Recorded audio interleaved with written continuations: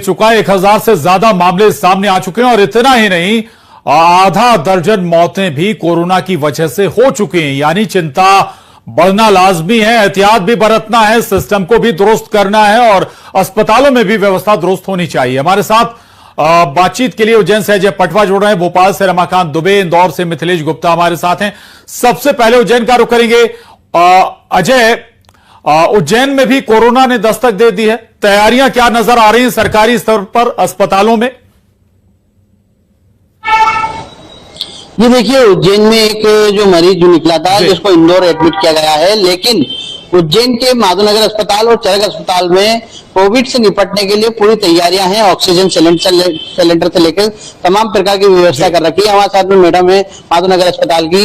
Ma'am बताइए, जिस तरीके से कोविड के जो केस बढ़ रहे हैं उसको लेकर कितनी तैयारियां हैं आपकी? जी बिल्कुल, हम लोगों की पूरी तरह तैयारी है इस रूप में। हम लोग अभी भी हम लोग के पास अगर मरीज आते भी हैं थोड़ा बहुत सर्दी खांसी जुकाम में, तो हम उनको पूरी तरह काउंसिल कर रहे हैं कि बार बार अपने नाक और मुंह को हाथ ना लगाएं। अगर आप किसी भी पब्लिक प्लेस पे जा रहे हैं, बस स्टेशन, रेलवे स्टेशन पे, तो अपना नाक और मुंह ढक के रखें मास्क से। अपने हाथों को बार बार धोएं साबुन से, और ऐसा नहीं है कि आपने फटाफट से धो लिया। 1 से 1.5 मिनट हम लोग साबुन से धोएंगे और 15 सेकंड अगर आप सैनिटाइज कर रहे हैं तो।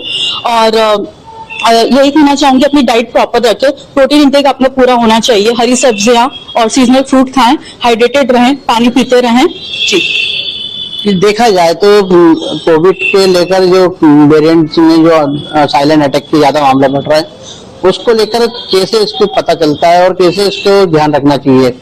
देखिए, इसके लिए रूटीनली चेकअप बहुत जरूरी होता है। देखिए, ये हम लोग का हम लोग अगर थोड़ा बहुत भी आपको शंका लग रही है, चेस्ट पेन है या आपके कंधे में दर्द है, थोड़ा बहुत थकान लग रही है, सांस फूलना, अगर आपको थोड़ा बहुत भी ऐसी शंका लग रही है तो अपने नजदीकी स्वास्थ्य केंद्र पर जाकर तुरंत इस चीज की अपने चिकित्सक से सलाह लें। हमारे साथ में अभय भी ये स्वास्थ्य समिति के सदस्य हैं। अभय जी, आप बताइए, जिस तरीके से अस्पताल में किस प्रकार की तैयारियां आपकी तरफ से की रखी? देखिए, कोविड को लेके अभी माधवनगर चिकित्सालय में 10 बेड और चरक अस्पताल में 20 बेड आरक्षित किए गए हैं। इससे घबराने वाली कोई बात नहीं, हम पूरी तरह से हर प्रकार की स्थिति से निपटने के लिए तैयार हैं। आप बताइए, आप जैसे सड़कों पे घूमते हैं, पब्लिक में जाते हैं, तो कैसे अपने आप को बचाव करें? सबसे पहले तो मास्क हम लगाएं, सबसे पहली प्रायोरिटी वही है, डॉक्टर द्वारा जो जारी हुई है। उसके बाद सोशल डिस्टेंसिंग का पालन करें, समय समय पे हाथ मुंह धोएं, हरी सब्जियों का सेवन करें, यही जहाँ तक। तो देखिए, कुल मिलाते ये है कि बिल्कुल एहतियात बरतना होगा और उज्जैन में तैयारियां शुरू हो गई हैं। भोपाल का रुख करेंगे, रमाकांत दुबे हमारे साथ बने हुए। रमाकांत, भोपाल सबसे जो बड़े शहर है मध्य प्रदेश में, जब पिछली बार कहर बरपाया कोरोना ने, उन शहरों में शुमार था जहां सबसे ज्यादा कोरोना के मामले सामने आए थे। इस बार क्या तैयारियां हैं सिस्टम की? जी प्रशांत, मैं सीधे लोगों से ही बात करता हूं और आपको जवाब यही लोग देंगे कि कोरोना एक बार फिर दस्तक देने लगा है। देश में, प्रदेश में कई मामले सामने आ चुके हैं। क्या यहाँ प्रॉपर तैयारी है? क्योंकि पिछली बार भोपाल जो है वो कोरोना का हब बना हुआ था। देखिए, प्रॉपर तैयारी तो अभी भी नहीं है, न शासन की तरफ से और न ही अस्पतालों में। अभी भी सिर्फ भोपाल के एक ही अस्पताल में RT-PCR की जांच करी जा रही है, वो है एम्स। तो जब इतने बड़े अस्पताल में सिंगल इतनी घातक बीमारी कोरोना की जांच करी जा रही है, तो इससे आप समझ सकते हैं कि आने वाले समय में अगर प्रशासन की इसी तरह सख्ती रही और सख्त गाइडलाइंस जारी नहीं करी गई कोरोना को लेकर, तो कहीं ना कहीं दोबारा भी कोरोना के मामले ज्यादा बढ़ जाएंगे भोपाल में और हमें इस बार और ज्यादा कठिनाई का सामना करना पड़ेगा। इसलिए शासन को, प्रशासन को अभी से सख्त गाइडलाइन जारी करनी चाहिए और कोरोना जैसी घातक बीमारी से लड़ने के लिए पहले से ही तैयारी कर लेनी चाहिए। हमारे साथ और भी लोग मौजूद हैं, हम जानेंगे क्या भोपाल में कोरोना से लड़ने की तैयारियां हैं अभी?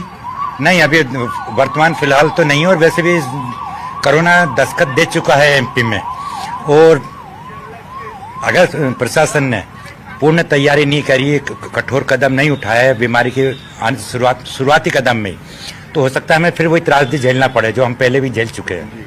अभी आप लोग जैसे पब्लिक प्लेस पे जाते हैं तो क्या अपनी तरफ से कोई सावधानियां इस्तेमाल कर रहे हैं? मास्क लगाना या दूरी बरतना या ग्लव्स पहनना वगैरह? नहीं, अभी तो प्रशासन ने चेतावनी नहीं दी है, ना कोई गाइडलाइन जारी की है, इसलिए अभी वर्तमान में मैं भी बगैर मास्क के हूँ।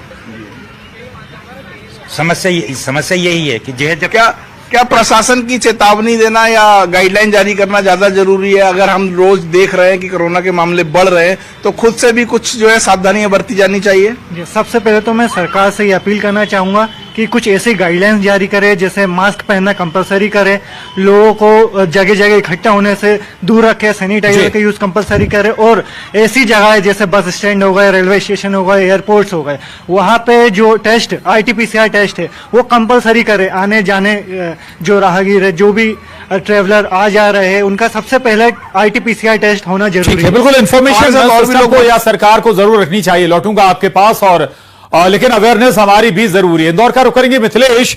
इंदौर में अगर हम डेथ रेशियो बात करें, पिछले जब कोरोना का कहर आया था तो सबसे आगे था इंदौर, जहां सबसे ज्यादा जान कोरोना ने ली थी। अभी भी अगर हम जिक्र करें 6 कोरोना के मामले MP में आए, उनमें से 5 इंदौर में है। गंभीरता समझनी होगी मिथिलेश। बिल्कुल सही कहा आपने प्रशांत कि इंदौर में पिछली 2 लहर में सबसे ज़्यादा जो मौतें हैं अगर प्रदेश की बात की जाए तो सबसे ज़्यादा इंदौर में हुई थी। हालांकि इस बार अभी तक जो कोविड के केसेस आए हैं उसमें कई लोग ऐसे हैं जो इंदौर के बाहर रहने वाले, इंदौर में उन्होंने जांच कराई थी, उनकी रिपोर्ट इंदौर में पॉजिटिव आई थी। लेकिन सरकारी दावे की बात की जाए तो तैयारियां बहुत हैं, लेकिन अब इंदौर की जनता कोविड को लेकर कितनी गंभीर है, सीधे उन्हीं से पूछते हैं। कोरोना को लेकर आप लोग कितने गंभीर नजर आ रहे हैं बढ़ते हुए मामलों को देखते हुए? सर, कोरोना के लिए तो ऐसा है कि अभी हमारे पास कोई गाइडेंस सरकार के द्वारा या प्रशासन के द्वारा कोई भी उसके लिए कार्यवाही नहीं की गई है। तो हम लोगों को तो ये भी पता नहीं है कि कोरोना के हमारे पास फिर से दोबारा महामारी लौट कर आ रही है, और अगर ऐसा ही चलता रहा तो महामारी को वही पुराना बेकरार रूप धारण करने में समय नहीं लगेगा। क्योंकि हम जब देखते हैं, जब सरकार चुनाव आने के टाइम पर अपने प्रचार प्रसार के लिए सतर्क हो जाती है, तो उसी प्रकार सरकार जिसको योजनाएं देना चाहती है उनकी स्वास्थ्य की सुविधा भी सरकार की जिम्मेदारी बनती है, तभी वो लोग उस योजना का फायदा उठा पाएंगे। हम देखते हैं कि कोई भी योजना आती है, यूट्यूब पर सबसे पहले उस योजना का प्रचार दे दिया जाता है, मगर जब स्वास्थ्य सुविधा की बात आती है तो हमारे देश में उसके प्रति लापरवाही बरती जाती है। इसी का परिणाम हमारा कोरोना वायरस हमने पिछली बार भुगत चुके हैं, और अगर ये ही स्थिति अभी रही तो ये महामारी फिर से वही रूप ले लेगी। मेरा यह कहना है कि अगर सरकार, सबसे जरूरी इसके लिए सरकार है, क्योंकि सरकार ही इस जागरूकता को फैलाएगी, और अगर सरकार कुछ काम नहीं कर रही है तो यह सरकार की लापरवाही है। क्योंकि आज के समय में शोभा यात्रा जैसे बैनरों का हर जगह इस्तेमाल किया जाता है ताकि उनका प्रचार हो, और क्या यह स्वास्थ्य के लिए भी जरूरी नहीं है कि इनका प्रचार के लिए? देखो ठीक है, चलिए अच्छी बात है, लेकिन अवेयरनेस हमारी भी जरूरी है। और अगर वाकई हालात ऐसे हो रहे हैं, लग रहा है, संकेत मिल रहे हैं कि कोरोना लौट रहा है, तो फिर हमें खुद सजग हो जाना चाहिए। जरूरी नहीं कि हर बार इंतजार करें कि सरकार ही जब डंडा चलाएगी तभी हम गाइडलाइंस फॉलो करेंगे, मास्क लगाना शुरू करेंगे। आप सभी का शुक्रिया। मिथिलेश, रमाकांत, अजय, बहुत धन्यवाद जानकारी के लिए।